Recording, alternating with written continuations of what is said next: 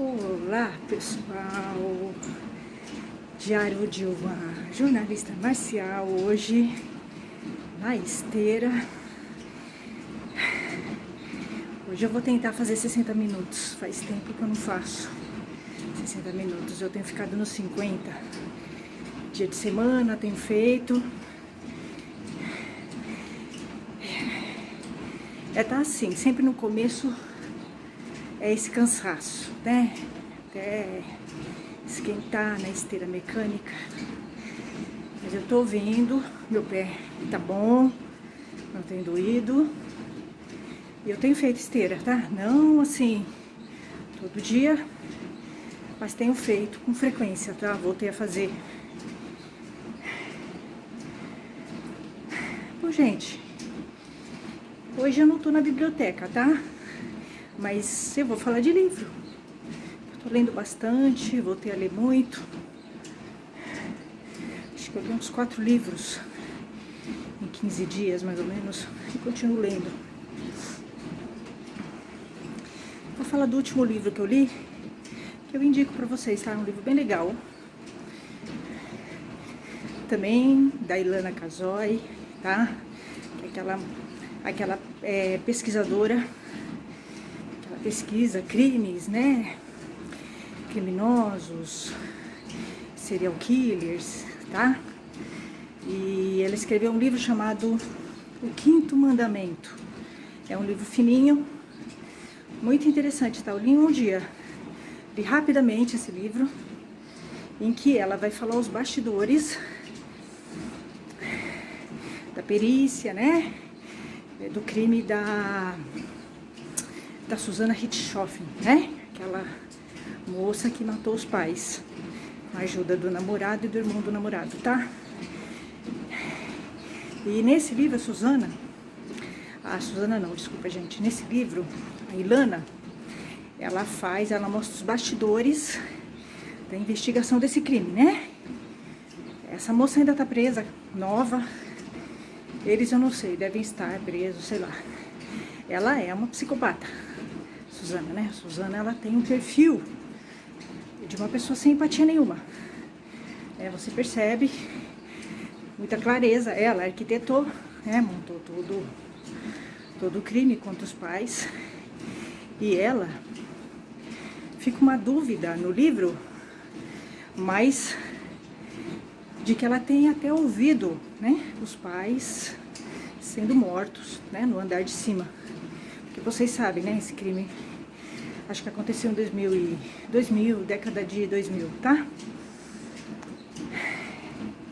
E ela era uma menina de classe média, rica, classe alta, né, de São Paulo. Estudava direito na PUC, inclusive era faixa preta em karatê, o que deve até ter feito com que ela ficasse mais fria, né? Porque a arte marcial, ela te dá um autocontrole muito grande, né? Se você já é frio, a arte marcial, ela te ensina a ter um autocontrole maior sobre suas emoções. Então ela deve ter treinado bem isso na arte marcial. E ela é muito fria. Você vai vendo, né, durante o livro, né, os relatos dos peritos, dos investigadores, delegados e tal. Você vai vendo que ela é muito fria. Ela é mais fria, muito mais fria do que os irmãos, né?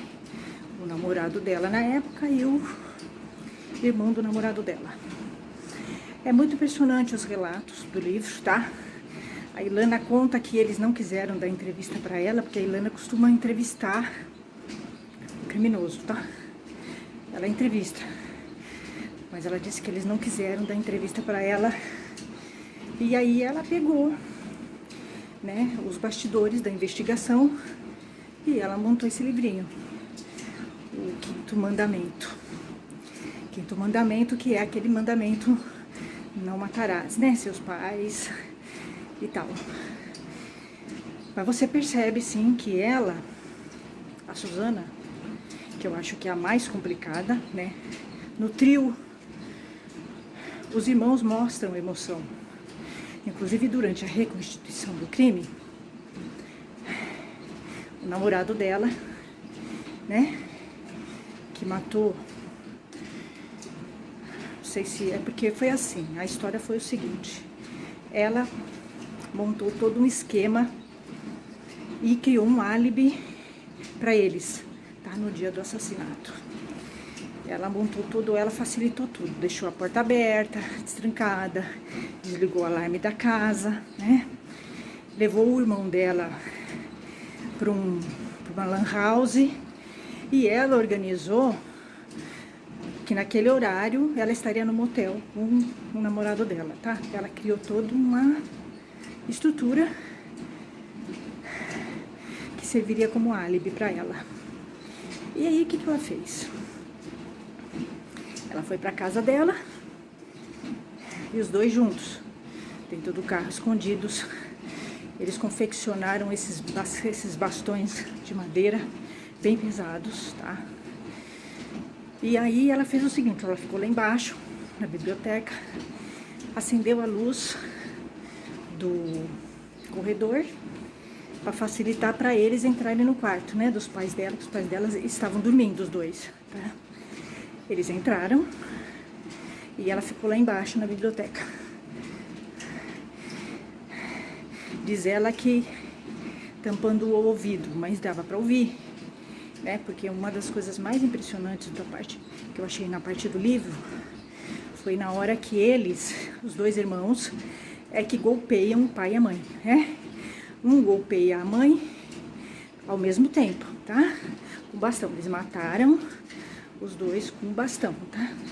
Com golpes de bastão de madeira. Bem pesado o bastão. E os dois fizeram isso ao mesmo tempo, tá? Com muita força. E eu fiquei muito impressionada deles, né, de relatarem como foi.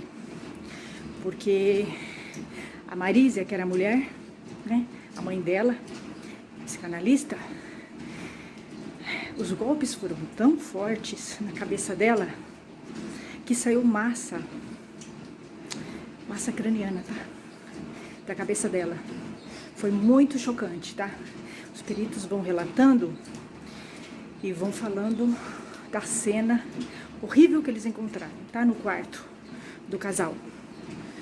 Então tinha massa encefálica da Marísia na cama, no batente da cama, porque saiu de tanta força que ele usou, de tão brutal que foi o assassinato, né?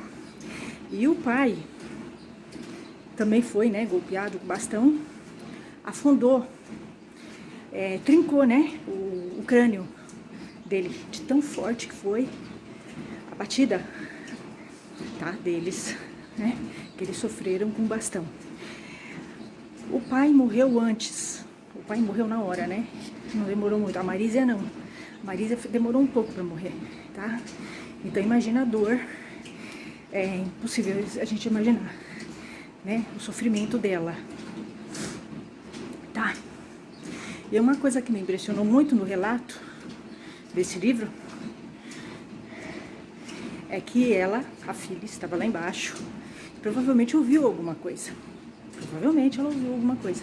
Porque quando a pessoa leva, né, quando golpeiam, né, o teu crânio, e acontece isso, o seu corpo, ele tem uma reação, tá, física. Ele começa a gritar, grunhir, sabe? Gritos altos, tá? Mesmo que você está morrendo assim, continua, né? Fazendo grito alto. Os dois começaram a fazer esses barulhos.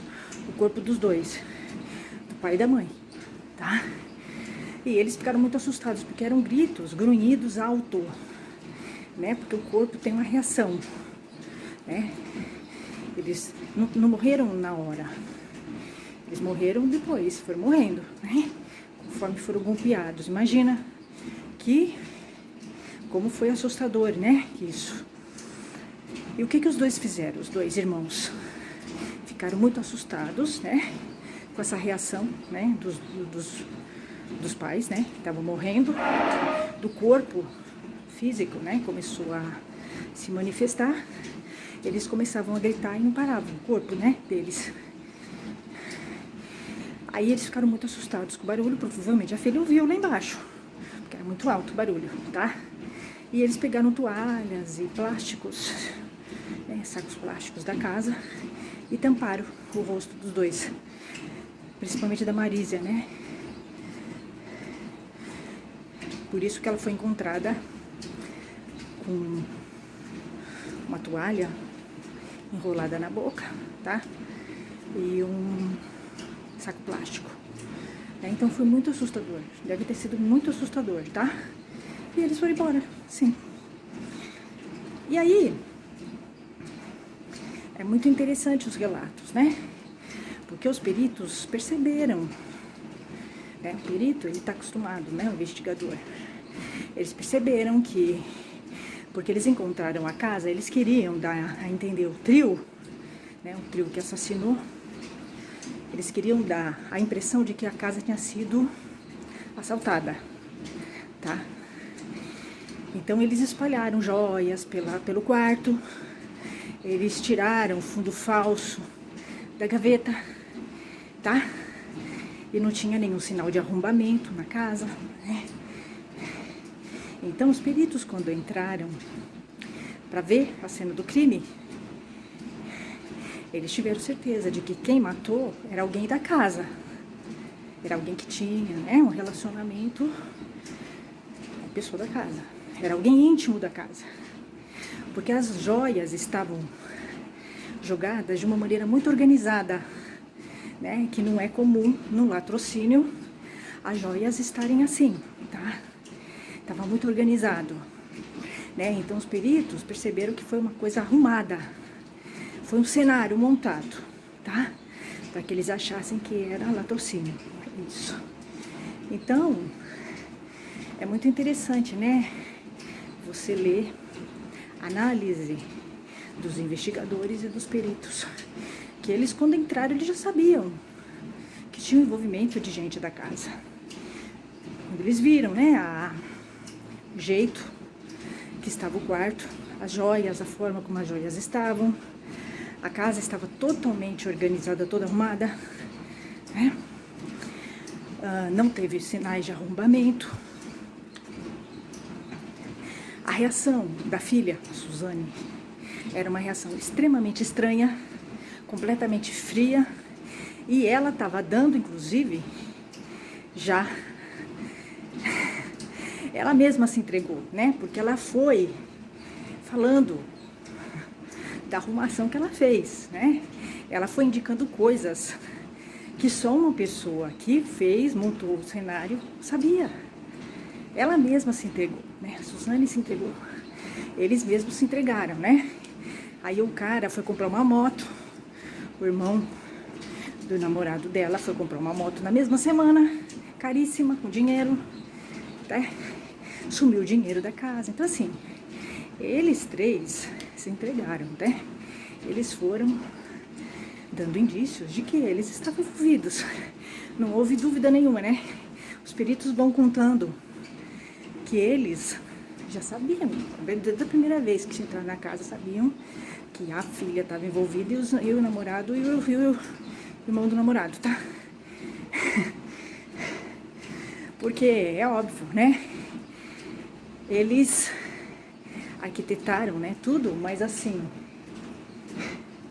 eles não foram tão espertos, tá, assim. E aí você vai vendo, né, eu vi várias entrevistas, inclusive, de peritos, né, falando sobre a Suzane, como ela funciona, como ela é manipuladora, ela é sedutora, seduz, né, diz que ela seduziu várias pessoas, mas não é isso. Essas pessoas mais fracas, obviamente, caem, né, na conversa dela e na conversa deles ali, né? Ela é a manipuladora, ela é a cabeça, Suzane é a cabeça, né?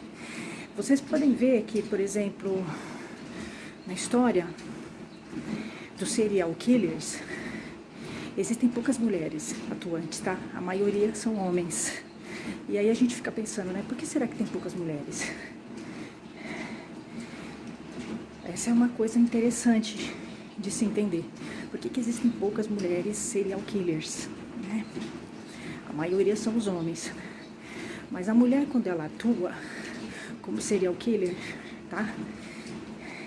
ela é extremamente inteligente. Ela arquiteta as coisas de uma maneira que é mais difícil, né? Porque ela é muito estratégica, a mulher, tá? Ela é muito estratégica. E ela realmente, eu acho que ela só vai matar se tiver muito motivo, tá? Eu acho que é isso, né? Por isso a mulher é mais racional que o homem, eu acho, né? E ela, quando ela arquiteta alguma coisa, é muito bem arquitetada. E a mulher, ela é muito manipuladora, eu acho. A mulher, ela é muito mais manipuladora do que o homem, a mulher, tá? Ela tem mais... Então, inclusive, essas pessoas, esses homens foram, né, falando da Suzane. Eu assisti vários programas de televisão e de crime, né, em que homens fazem análise de Suzane. Mas todas as análises que eles fazem, e todos eles falam que ela é muito sedutora, mas ela só seduz homens. Em todos os documentários, né, que eu vi, eles vão citando, né, que ela seduziu o Gugu, seduziu o promotor. Ela não seduz mulheres. Ela não consegue, né, na verdade, porque é o seguinte, a mulher, ela é mais inteligente que o homem, ela capta quando uma outra mulher está sendo manipuladora. É muito mais difícil. É muito difícil manipular uma mulher. Muito difícil. A não ser que ela seja uma mulher muito fraca, né? Que aí sim a gente vai entrar naquela análise da sociedade machista, né? Que desenvolve uma autoestima muito baixa na mulher. E tem mulheres que são mais fracas, né? Dentro dessa sociedade machista, tem mulheres que serão mais fortes e que serão muito dificilmente manipuladas, serão as mais rebeldes. E aí sim, a sociedade vai tentar envergá-las, tá? Elas pagarão preço, né? Mas elas não serão manipuladas de jeito nenhum. Elas têm, né? Elas sabem como é que é a manipulação. É difícil manipular determinadas mulheres, né? E tem mulheres que vão ser mais facilmente manipuladoras, tá? A boa parte das mulheres, elas são muito boas na manipulação. Elas conseguem as coisas de várias maneiras, né? Ou seduzindo, ou se fazendo de coitada, né? Ganhando a compaixão do outro. Mas essas mulheres, elas já vão num homem que é muito fácil de ser manipulado. Elas vão no perfil de homem que é fácil ser manipulado. Elas percebem, elas sabem, né? Porque os homens são fáceis de ser manipulados. É muito fácil manipular um homem, né? O homem, ele tem um emocional muito mais fraco, muito fraco, um pouco desenvolvido, né? A mulher tem um emocional muito mais forte. Nós, mulheres, somos, desde pequenas, a gente já vai aprendendo a se defender numa sociedade machista, porque a gente vive o machismo desde pequena.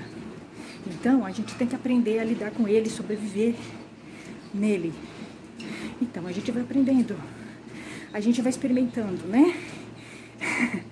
Ou a gente, né, desenvolve a ferramenta da manipulação, ou da defesa da desconfiança, ou a gente será um alvo fácil, né, do machismo. E então, por isso que você vê que existem vários perfis de mulheres, tá? A Suzane, ela deve ser uma boa manipuladora, mas a manipulação dela funciona com homens. Porque você pode ver que ela manipula muito bem os homens, né? O namorado, o promotor, não sei o que. Mas mulheres dificilmente ela manipula. Porque a mulher sabe, né? As ferramentas de manipulação da outra mulher. Muito difícil, né? Uma outra mulher te manipular. Uma outra mulher manipular uma mulher. Só se for mulheres muito fracas, né? Acho interessante, né? O homem, ele sempre acha isso, né? Que a mulher tá manipulando ele. Mas ele é manipulável, ele se deixa manipular, né? O homem se deixa. Mas ele também manipula. Na verdade, num jogo de que tem uma mulher manipulando, tem um homem que se deixa manipular. E ele também manipula. Ao se deixar manipular, ele também manipula a mulher. Tá, é um jogo. Né? Então a gente às vezes vê. Por que existem mulheres, né? Que acabam entrando em relacionamentos tóxicos? Porque a Suzane é uma mulher tóxica. Ela se relaciona só com gente tóxica. Ela é tóxica. Óbvio. Né? A ferramenta dela não funciona. Comigo não funcionaria. Né? Ela é tóxica. É tóxica. Uma mulher fria, uma psicopata. Quando você está diante de uma psicopata ou de um psicopata, ele vai tentar te manipular. Ele vai. Então você tem que ver, tem que entender. Não entrar na sintonia dele. Porque se você entrar, você está ferrado, você será uma vítima dele. Mas existem um perfil de vítimas, né? Eu acho que o psicopata e a psicopata, eles vão direto nesse perfil. Eles têm um perfil de pessoas. Eles não vão em qualquer pessoa. Né? Eles vão já num perfil de pessoas frágeis. Né? Eu acho isso. Quando você pega personagens como João de Deus, né? Senseis manipuladores, treinadores, né? Manipuladores, ou psicopatas e tal, eles já vão no perfil de pessoas. Eles conhecem o perfil de pessoas que eles vão conseguir sucesso. Eles não vão perder tempo, né? Com uma pessoa desconfiada, né? Uma pessoa forte, uma pessoa que olha eles com desafio. Eles não vão. Eles vão já em pessoas que consideram eles, que admira, né? O João de Deus, né? Que a gente viu. Eu estive frente a frente com o João de Deus. Já fui lá.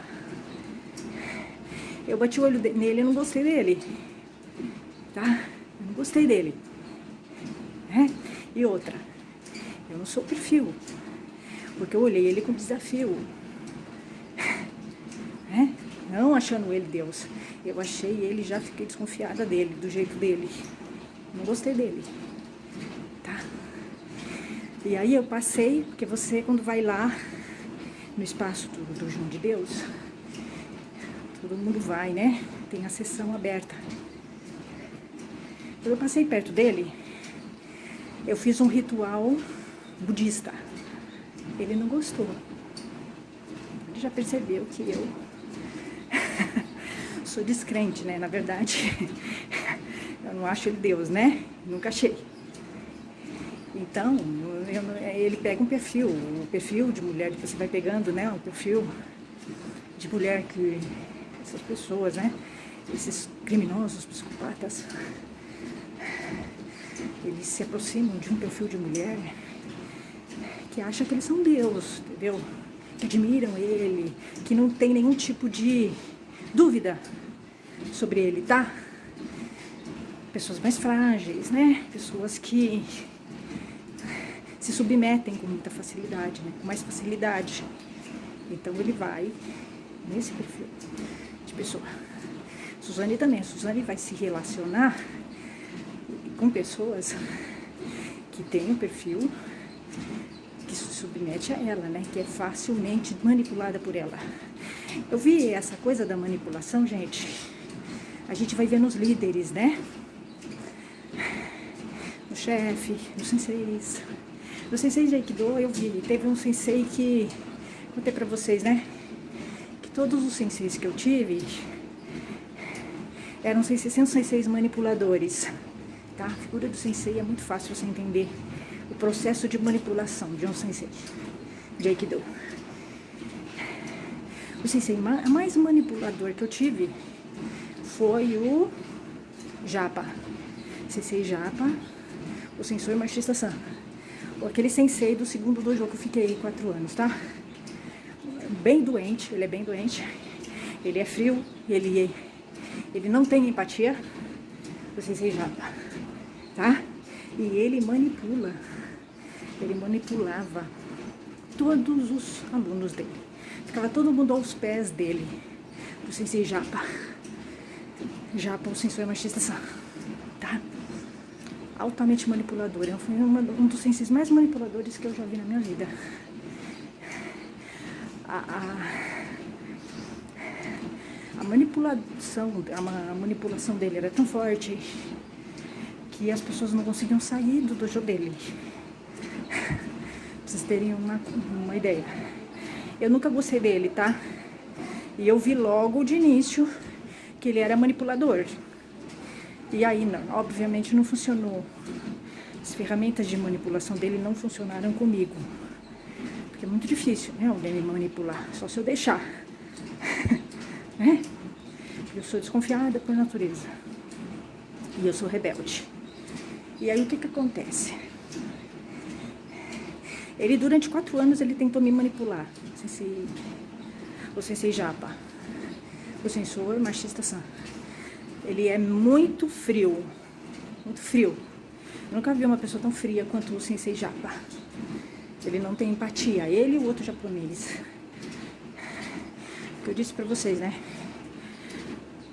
Os piores senseis de Aikido que eu tive foram os descendentes de japoneses. Eles são de uma frieza impressionante. O descendente não é preconceito e não é racismo, tá? Não é isso. Eu convivi com muitas pessoas descendentes de japoneses. Eu tive muitas amigas, mulheres descendentes de japoneses, e no Aikido, e no Ninja Fake. Eu conheci. Eles são extremamente frios, muito frios, e eles têm preconceito do brasileiro. Tanto é que eles ficam tudo junto, né? Em colônia.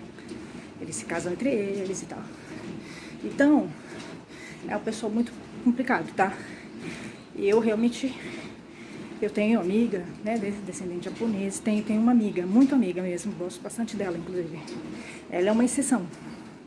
Ela é uma exceção, tá? Mas todos os descendentes que eu encontrei, orientais, são bem frios. O machismo deles é elevado ao cubo e são bem mais machistas, tá? Porque eles são machistas lá no Brasil e a cultura japonesa, oriental é machista, tá? Eles discriminam. Então, assim, eu não me dou muito bem com descendentes de orientais, tá? Tirando meu dentista, que eu gosto, é uma amiga minha, né? Que estudou comigo, jornalismo, dela eu gosto. Ela é diferente, tá? Ela é diferenciada. Mas o resto, eu não me dou, tá?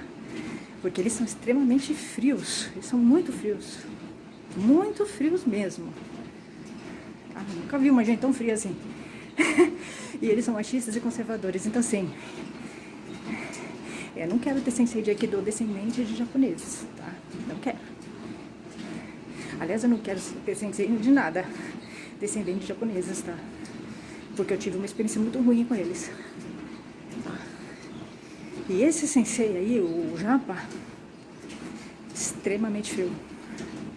Ele é muito frio, ele não tem apego nas pessoas, nos alunos. Ele vê você como um cifrão, tá? E ele estimula o puxa-saquismo. Ele não tem liderança ética. Obviamente eu bati de frente com ele. É o escorpiano do 3º decanato. Um escorpiano conhece o outro escorpiano. Então, assim, é muito difícil. Como ele não conseguiu me manipular, ele tinha até receio de falar comigo, tá? Sensei Japa. Ele tinha receio de falar comigo. Eu sabia que o dia que eu falasse com ele, eu entraria em conflito com ele. E entrei. Eu não gosto dele. Aí agora a Priscila atual que tá falando, eu não gosto dele, ele é extremamente cruel. Ele me tirou na faixa verde. Eu tava indo pra verde quando ele me tirou. Ele é muito cruel. Ele é muito cruel. Ele mata você numa boa. Ah, mata. CG Japa, o sensor machista-san, é bom que ele saiba que é dele que eu tô falando. 3º decanato, elimina. Ele é muito frio. Aí me falaram que ele tinha um caderninho que ele anotava coisas dos alunos. Me falaram, não precisa. O escorpiano, ele capta, né? As fraquezas dos alunos, ele sabe. Ele sabia até tudo de mim. Mas um escorpiano conhece outro, tá? É muito difícil. É muito difícil se enganar um escorpiano. Só se você usar força, usar pressão, usar hierarquia, poder. Mesmo assim, então assim, o sensei de Aikido, neles, você observa a manipulação. O Sensei Boto. Sensei Boto é manipulador também. Altamente manipulador, Sensei Boto. Sensei de domingo, o bonitão, mas ele usa a sedução. O Sensei Boto, ele usa a sedução e a simpatia para te manipular. Né? Porque ele vai te envolvendo, Sensei Boto. Sensei Boto vai te envolvendo. Ele é bonito, ele é sedutor, ele é carismático, Sensei Boto. Aquele foi meu sensei de domingo que me traiu e que me deu caronas. Ele tentou me manipular. E ele manipula as mulheres, né? Para conseguir delas adoração. Sensei Boto é bem manipulador. Bem. E ele é perigoso, porque ele cativa. Ele cativa você. Ele acolhe você, o Sensei Boto. Ele tem jeitão, né? Conversando. Né? Ele fica te ouvindo. No começo ele fica te ouvindo, tá? Ele te acolhe, né? E ele é bonitão, sedutor. Não para de falar. Essa falação dele também é já é uma das ferramentas que ele usa para te manipular. Óbvio, ele fala um monte de coisa na tua cabeça. Você não consegue ouvir nada, entender nada. Fica atarantada com ele. E ele dá a impressão que ele é muito inteligente. O Sensei Boto. Só que o Sensei Boto, ele não é. Ele não tem bagagem. Ele não tem profundidade em nada. Então, ele passa a impressão pra você que ele é muito inteligente. Que ele é bonito, inteligente, que ele é um bom filho, né? Que ele é um bom partido. Bom partido. O Sensei Boto, ele vai nas mulheres bonitinhas e solteiras. Mas ele não vai conseguir fácil. Ele vai conseguir mulheres mais fracas. Tanto é que ele investe mais nessas, né? Porque a mulher forte vai querer... Vai chamar ele pra chincha. Eu chamei ele pra ter uma conversa comigo. Ele começou com esse negócio, Sensei Boto. Foi meu sensei de domingo, de Aikido. E ele já tava de olho em mim há muito tempo. Sensei Boto, há muito tempo. Só que ele não tinha conseguido uma deixa para chegar em mim, né? Essa é a minha conclusão hoje, tá? E ele sempre me acompanhou, né? Canal, blog, ele lia tudo, porque ele falava, sabe? Ele acompanhava, né? Eu acho que ele foi se envolvendo, tá? No fim, ele foi se envolvendo, sem dúvida. Mas ele, no começo, eu era uma conquista, provavelmente, pra ele, tá? Foi isso, como ele fazia com todas as outras mulheres, né? Porque ele é altamente manipulador, Sensei Boto. E o Sensei Boto usa sedução. Cada manipulador usará ferramentas especiais, né? A Suzane provavelmente usa beleza. Ela usa beleza, ela se faz de coitada, de frágil. Provavelmente a Suzane usa esse tipo de ferramenta para manipular os homens. Ela é muito boa. Mulher, dificilmente ela vai manipular. Porque as mulheres conhecem, né? A ferramenta de manipulação umas das outras. Então ela manipula homens, a Suzane. O Sensei Boto, ele manipula mulheres. Tá, mulheres. O Sensei Rick Grosso também, mas o Sensei Boto é melhor na sedução. O Sensei Rick Grosso, ele não é bom em sedução. Porque ele não fala, ele é tímido, ele é introspectivo, né? Ele é fechado. Então ele força a barra. Ele é agressivo. Tá? Então por isso que ele não tem sucesso com as mulheres. Sensei Rick Grosso, ele não é bom na sedução. Mas o Sensei Boto é bom na sedução. Tá? Porque é o seguinte, o Sensei Boto, ele é bonito, ele é sociável, ele é carismático. E ele é muito inteligente, ele é muito esperto, inteligente, Ele é mais esperto, tá? Porque ele não é um homem com bagagem, com conhecimento, você percebe. Quando você tem conhecimento, você percebe que o outro é um 71. Se você botou um 71, né? Eu tenho conhecimento, eu percebia que ele era um 71. É que eu deixei ele, né? Agora uma outra mulher que não tenha tanta bagagem vai achar que ele tem muito conhecimento. Mas quando você tem muita bagagem, você percebe. Quando o homem está enganando você, querendo passar a ideia de que ele tem conhecimento, que era o que ele fazia comigo. Ele queria que eu achasse que ele era intelectual. Mas eu percebi que ele não é. Tá? Eu deixei. Porque esses homens são os laboratórios para você ver, né? O processo deles, como é que eles agem e tal. Você botou ele. Com cada mulher ele vai usar uma ferramenta, mas de uma certa forma, com todas, ele seduz, ele é acolhedor, ele ouve a mulher, ele abraça a mulher. Tô falando isso de uma maneira manipuladora. E ele vai usar essa mulher para ele alimentar o ego dele e o narcisismo dele.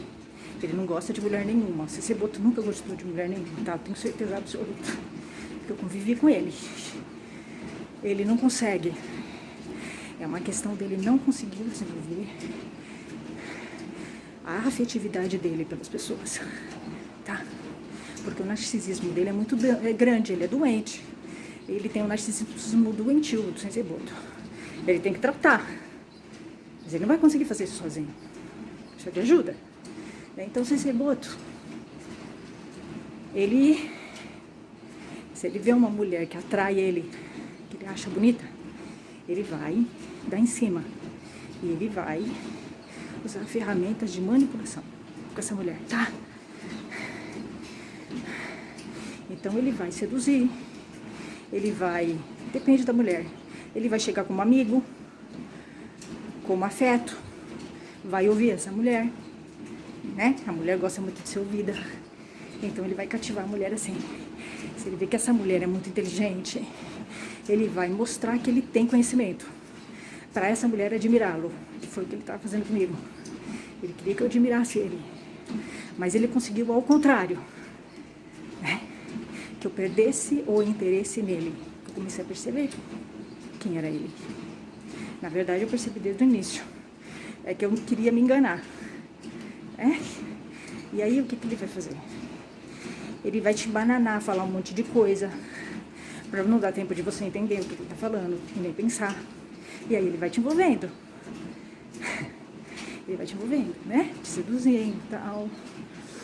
Aí, ele vai fazer o seguinte, ele vai jogar um anzol pra você achar que ele tá interessado também em você.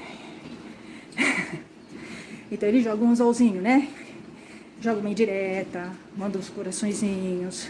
Ele fez isso comigo, tá? Mas ele ganhou minha raiva. A minha não, da Priscila do passado, mas eu assino o que a Priscila do passado pensa, tá? Ele mandou um coraçãozinho pra mim. Ele ficava o tempo todo fazendo com que eu tivesse certeza que ele estava sozinho, que ele era um bom filho. Ele vendia pra mim a imagem do que eu busco num homem, tá? Ele sabia, né? Porque ele é inteligente, esse tipo de homem é inteligente, né? Ele capta o que a mulher busca. Então ele criou o personagem do homem que eu queria, né? Mas eu fui percebendo que ele era oposto, eu fui percebendo, tá? Eu deixei, porque eu queria entender, né?